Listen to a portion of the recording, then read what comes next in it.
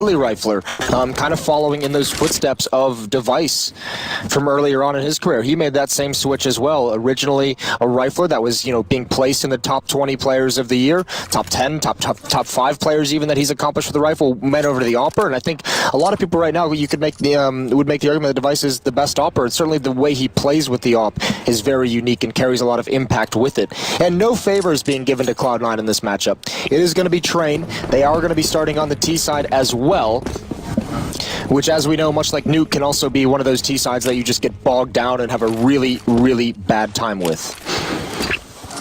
Yeah, I feel like they're going to make some declarations of intent pretty early on. There's a pretty tasty smoke to start things off, but Magisk is holding it down single-handedly on Ivy. The bomb's got out. Glaive lands a headshot as well. And the bomb's under control from Astralis. Katowice, speak of the man, has been gooshed from the Glock. But only Automatic and Flusher remain. Automatic is going to open up his account, though, with a headshot onto Dupree. Going to keep things a bit more interesting, but here comes Zipnix from the side. Landed one, done a whole bunch of damage to Flusher. And surely this is going to be first blood of Train going the way of the Danes. It's only a matter of who picks up the kill. And the answer's been given. It's going to be Glaive. I mean, that's a pretty comfortable pistol round from Astralis, all things considered, where Magisk starts it off with a double kill out towards Ivy before the hit can really even kind of present itself. All of a sudden, you're on the back foot as Cloud9 in a very tough position, bomb being dropped as well. Great job from Astralis. Beautiful rotations outside. And without the plant, I don't think Cloud9 is going to want to invest here. I think they're just going to wait to get the AK-47s out in the next round. They don't even pick up any utility. I think they all 5 have Glocks. Yeah, they do. Literally zero investment into the round here, Moses. You're expecting that it's going to be over pretty soon. Maybe some kind of a rush coming in play. Although they are pretty split up, so perhaps not. If I'm Cloud9, I don't do this as one of those like really slow played timeouts, but you probably take an extra 10 seconds and you speak of the next round. This is the strategy we're going to run. This is how we're going to open the round. Is it going to be a default? Are we going to go into something specific? Make sure everyone knows what they're buying. And you just go into that first gun round as comfortable as possible that everyone's going to be on the same page. We spoke about Automatic and him picking up the AWP. This can be an AWPer's paradise Train in the right hands, especially on the CT side. We've seen a bit of a skirmish take place in box halls, Katowice down to 12. But here comes the flank from Dupree and his UMP. He's going to yield him 2 kills. That's money in the bank. But yeah, I'm really curious to see what Automatic can do with the AWP here on Train, because it can really be a make or break map for the AWPing. Not just on Train, but also against Astralis. This will be a big test for him. Just because, I mean, not only you're going up against Katowice, who's more than capable of handling the opposition AWPers, but Astralis with utility is going to be very good at neutralizing what position and how you want to utilize that weapon. So big challenges ahead, not just for Cloud9, but Automatic specifically going to be tested. Well, he did have the opportunity to pick up the AWP. He had exactly enough money, $4,750, and he elected to go for the SG instead. As we're following the smoke, that's a pretty awesome smoke. Magisk has plucked out the first kill. So much damage across the Cloud9. Flush has been finished off. And Astralis maintain their player advantage. It's not looking good for Cloud9 early doors. No, but that kill from Flusha opened up this play from Automatic, getting down Ivy. He forced Magisk into the open. Flush is able to get him from T-mid, but already Astralis starting to close the door. 2 players along that back wall. And they're going to be doubled up. Oh, and Automatic can't even find the shot he wants to take. Good one from Dupree. 2 on 4 now. Zelsa's towards box halls. I can appreciate going out without utility there, trying to catch the CTs in transition off guard. I mean, you have to roll the dice again in a 2-on-4, especially against the best team in the world. Kirishima finds one, nearly a second, but Katowice is going to stand tall. The FAMAS able to trade out the aforementioned FAMAS for the AK-47. And Astralis off to a bit of a rip of a start, 3-0 already, with Cloud9 on the back foot economically. Yeah, I was going to say, we're off to the races. Astralis haven't been in danger of dropping any of these rounds quite yet. It's still obviously very early on. And in winning the first 3 rounds and kind of establishing the money behind him, this turns into a very grindy half for Cloud9. And for a team that's been together for such a short period, I mean, you can just ask the question right off the bat, are they going to have enough prepared on train to be able to get those 4 rounds that they might need, the 5 rounds, to give yourself a pretty strong breathing room into the second half? Zelsys to challenge Box Halls. He's going to have a pretty tough time if that's going to be his role on the T side. Astralis is so good at giving so many different looks on the defense, especially towards Box Halls. He's encountering the AUG there now, a couple times with the rifle, but eventually we've seen Astralis pull out aggression. We've seen the AWP from Device going up a ramp. Glaive really playing with his food in A main, but also keeping the terrorists at bay. They don't want to protrude their head round the corner. Automatic breaks his neck on the way down of Pop Dog. And Dupree and Device continue to apply the pressure.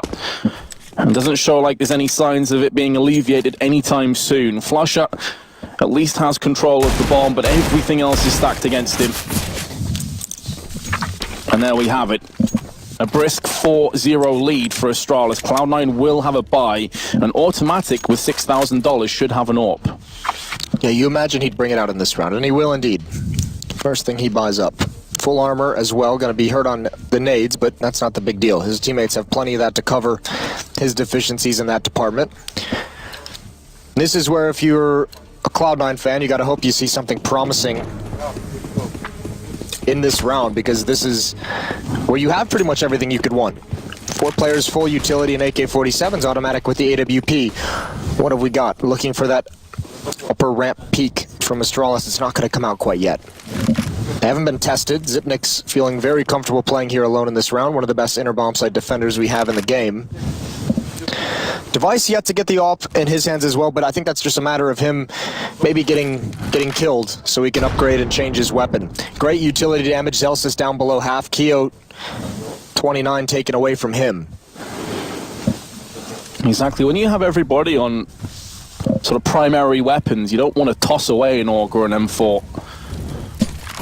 Naturally, if he goes down, or if one of his teammates do, he can drop that across and pick up an AWP for himself. But in the meanwhile, Cloud9 systematically going to be tossing some smokes onto the B side while the bomb on Ivy. This is going to be a fake, and I imagine it's only Zelsys who commits. We've seen this on other maps as well. Faking a hit, a lot of utility. Yeah, there goes Zelsys. Keo's going to fall back towards ladder, and Glaive knows what's up. Peeks towards Ivy for the information. It was only Rush who would kind of make a play through the smoke, and Astralis is starting to put the puzzle together. 3 players outside now while this hit is stalled out by the smoke. You can see the triple threat coming in from Astralis, but Automatic going to take one of those away.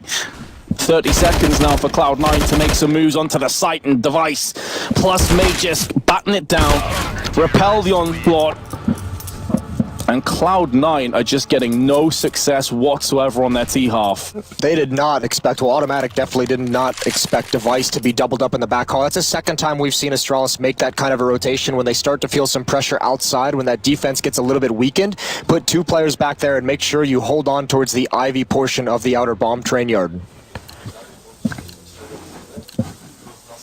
Device and Zipnik's yet to die, and we're in round 6. Cloud9 yet to get a plant. Yikes. They have the full losing bonus, so they do invest in this round. Automatic spent so much on the AWP, he's forced back to the UMP. But Cloud9 haven't even smelled a bomb site yet. This time, much less spread. This is definitely going to be a hit at the inner bomb site for Cloud9. A very passive defense from Zipnik, so they're just going to walk on down. Glaive is spotted the feet, gets lured into an attack. He wants Zipnik to help him out. There's the rotation from Dupree as well, coming through connector. Glaive holding on as long as possible, and he's doing it beautifully, making it look easy as the Molotovs rain in, and Cloud9 have lost so much already, and still Rush can't even get safely to the bomb site to put it down. There's a perfectly placed Molotov as well, really disjointed the attack of Cloud9, as Flusher had to stop and just smoke the site. He's now been found. There's a team killing amongst the mix. Uncharacteristic for Astralis. Glaive has been battered by his teammate. There's another Molotov, stall yet longer. Rush out into the open, 27 health. Will land the headshot. There's now a possibility. Oh, what a shot onto Device that is for Rush. Will Cloud9 pick up their first round off the back of some magnificence? He's still well and truly up against it. 27 health. But he's able to scamper away, and he has a Molotov. Yes. There's no smoke for Magisk. This now moves almost into the advantage of Rush. All he has to do is bide his time.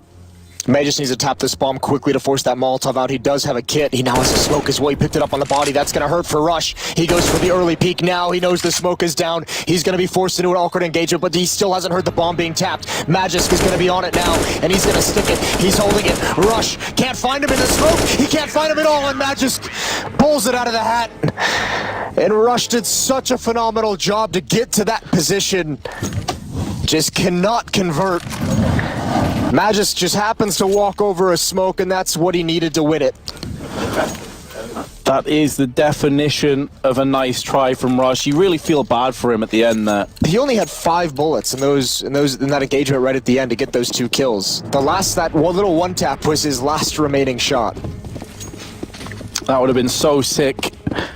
He'll be devastated, but hell of an effort from Rush. There's the first bomb plant though. He moves on to 4 frags now.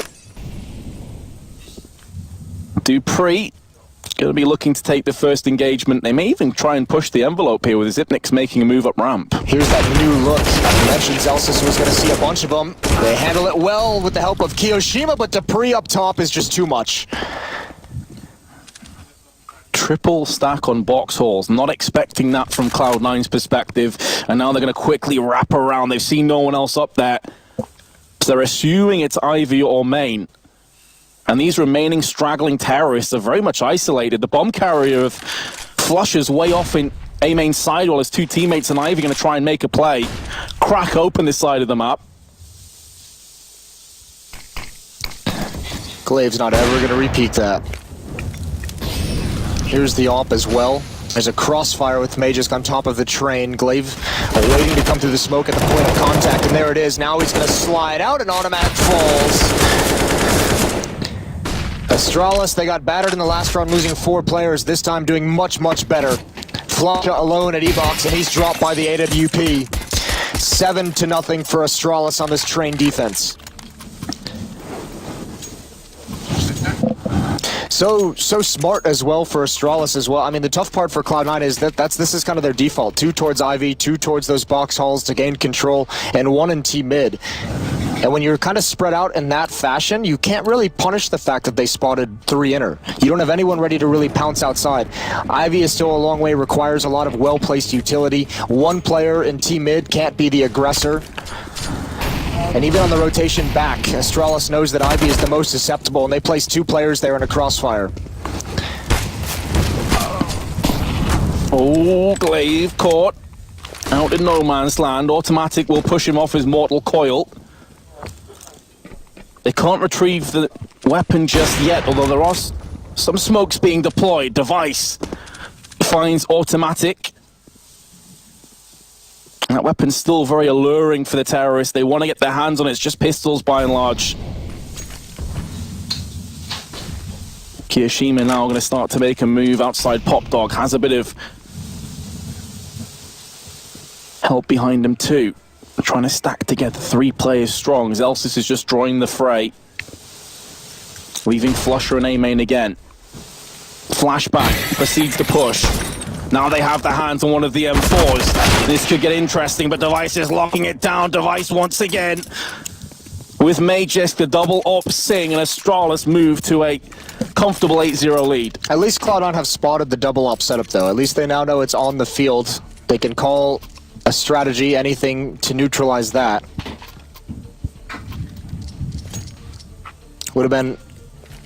Could have been a disaster if they didn't know about it until this next buy round, wandering into the 2 scopes of the AWPs, but another good round for Device, just being solid with that ult. And obviously the best way to neutralize the double op is to force those ops into a retake, but that's been a struggle in and of itself for Cloud9, is to get the bomb planted. Here we go. This time aggressive from Astralis, playing a little bit closer to these choke points, maybe neutralizing a smoke wall that'll be set up, and that is gonna hurt. Almost doubles up on Zelsis, but Device has 2 already on the entries. Oh, this man is on fire. Quite literally on top of the Molotov and still landing shots left and right. He's feeling it. He's confident. He's going to push into A main. But flush up. The 1 player occupying it has been neutralized, leaving Automatic in a 1-on-5. And Device is a step ahead of him. Deagle in hand, close range. Doesn't get the kill. That's an AWP that's now been dropped out. And it is the primary AWP for Cloud9. Could do a bit more damage yet. You don't see Device make that kind of a play too often. Obviously feeling so comfortable and confident in this game so far. Obviously had a brilliant round as well. Maybe it was a little bit of a heat check on his part. Smoke is going to give away Automatic's position. It's not even going to cover everything perfectly. He does get the one kill. That's a great reaction on a Dupree, but immediately traded by Glaive. 9-0. I almost feel like it's time for a timeout on the Cloud9 side of things.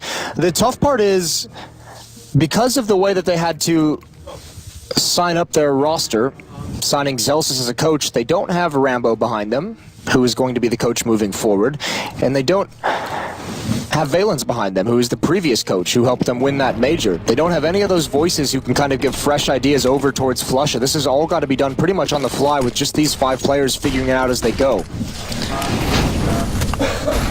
With no voice of reason, maybe Cloud9 are destined for madness here on Train. So far, the straitjacket certainly has been applied. And really, there doesn't seem to be any way out for Cloud9. I mean, everywhere they go, they're just being locked down. Whether it's Orbs from Magisk or Device, it doesn't matter. Everybody's pulling their weight. Magisk looking for another one, but Glaive's going to take it away. With 2 of his own. Full house of frags. Magisk with 2, Glaive with 3, and Astralis 10-0 to the good. And I can't see Cloud9 picking up around anytime soon. A rare Tech9 sighting. Flusha trying to relive the good old times. This is pretty dirty. The quickscope follow-up as soon as he's ready to take that next shot.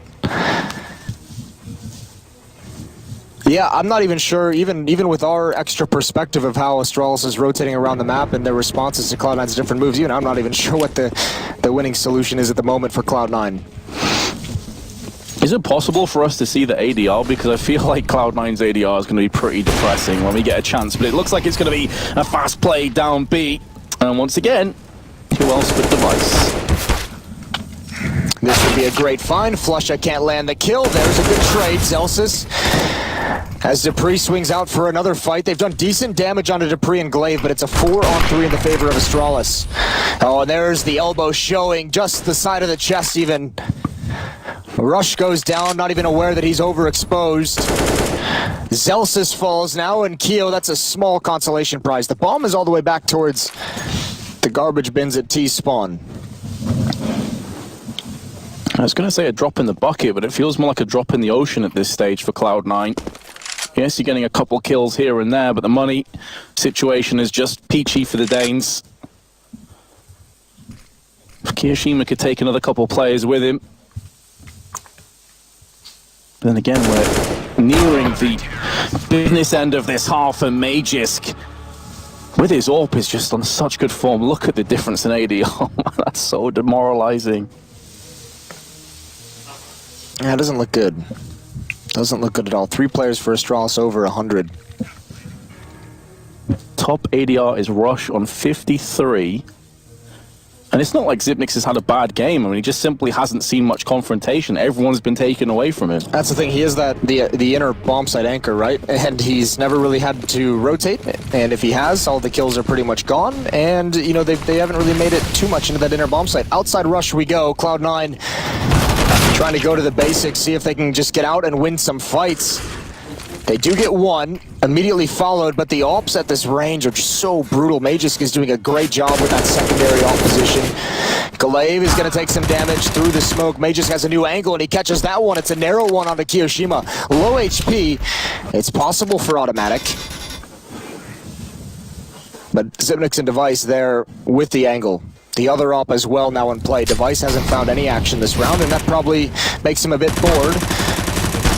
He's going to swing for that fight as well in long range. Does good damage, but no frag, and it's 12-0. Scumbag Device takes the ace away from Magisk, but they're all smiles. Even Zonic back there. Apparently Zonic, he made a tweet earlier that he has a really bad flu. Yeah, so a little sick. hopefully he feels better soon. Well, his teammates are doing their best work to get him in bed quickly. Exactly. It doesn't really have much to coach here. His team are doing just fine. Yeah, I'd say so. Goes without saying that Cloud9 desperately need these last 3 rounds of this half if they want to give themselves some kind of an opportunity in the second. Even that might not be enough. Grenade not quite deep enough to bother any of the Cloud9 players. Yeah, I mean, looking at positives, if I'm going to be really optimistic, at least Cloud9 have the easier half in theory to move across to, but they need some rounds to at least play off. Dupree in hot pursuit, not going to get baited in, but Celsius meets him. One of the better opportunities that Cloud9 have had. Just goes a little bit better for them, but Mage just continues to impress with the AWP. Here's the spray. Zipnik's finally going to find himself some kills. He's had enough of playing B, but in doing so, he has given this away to Flusher. So there will be another bomb plant. 1 and 3 with Desert Eagle. And Flusher doesn't have too many options, so he's going to try and turn up the aggression, but Device, he is going to get the easy kill. Astralis with yet another round. Even coming late to the party, once that bomb gets planted, Device gets so much information by jumping on that train. He knows that Flusha hasn't gone up the ladder towards box halls. He knows that Flusha hasn't been able to go to the right side of that inner bomb site. He can basically just make an educated guess. And even if he doesn't get the kill, he passes the information on to his teammates. 13-0. You think we're gonna get a? No, actually, I won't even say it. I won't even jinx it. We'll just let fate play its hand. Well, the thing that shall not be named, I don't believe we've had one yet. I think we've had a couple 16-1s. I have to imagine it. There's been a. I won't say it. We'll just change the subject. We'll talk about it after the game. Magisk spots one in T mid. Kiyoshima's out towards Olaf. At first deep area right outside of this terrace choke point. Could be able to catch Device off guard. Device has been a little bit overconfident, just for good reason. There's Glaive, though, circling around, clears the corner, gets the follow-up. Oh boy. This is as free and as good as Astralis have looked to me. I know that Cloud9 aren't exactly putting up a huge amount of counteraction in any of their plays, but Astralis just looks so comfortable.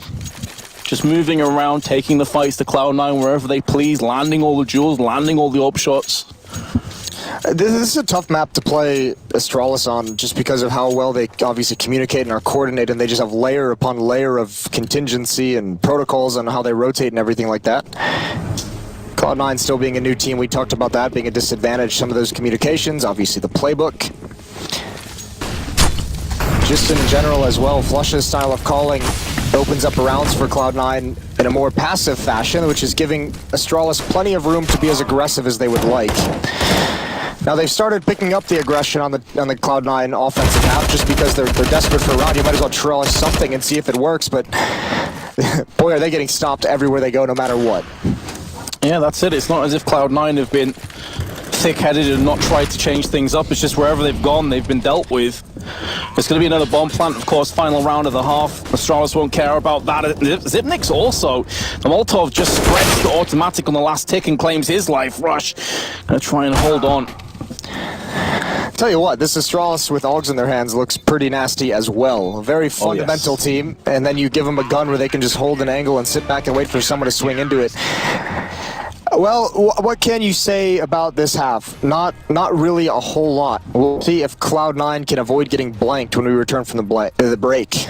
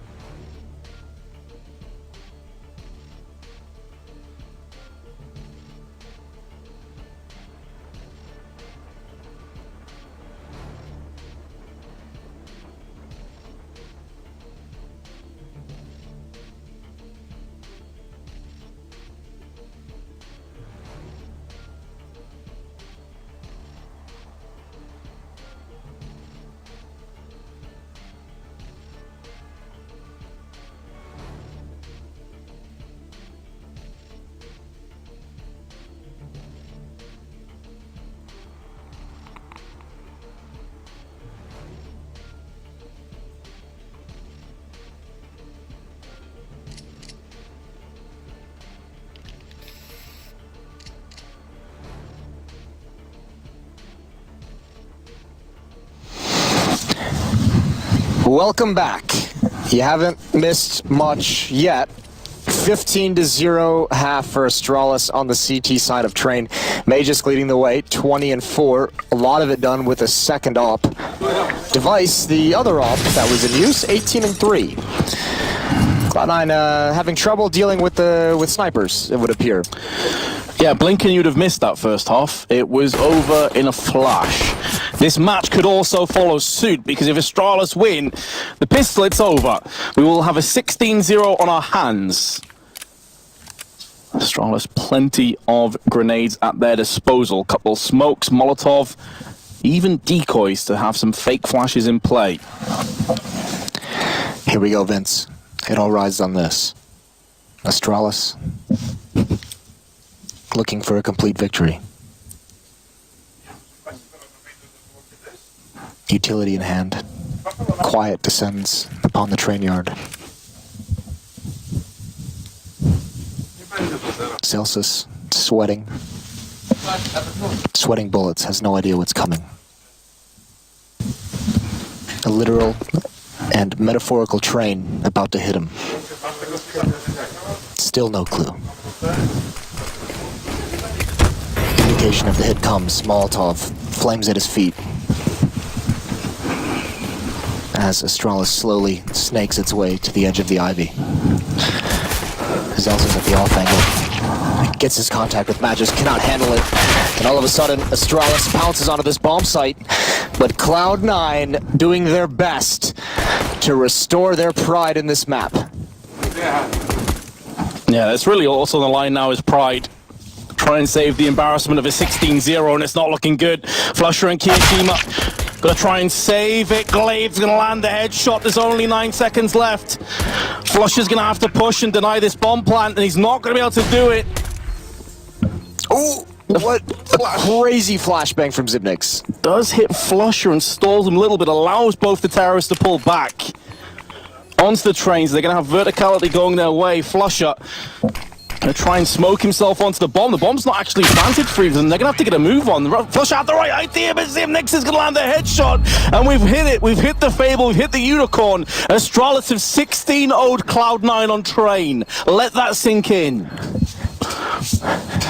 Let it sink in or wipe from your memory if you're one of the 5 Cloud9 players in the server, because they're going to have to rebound from that tomorrow.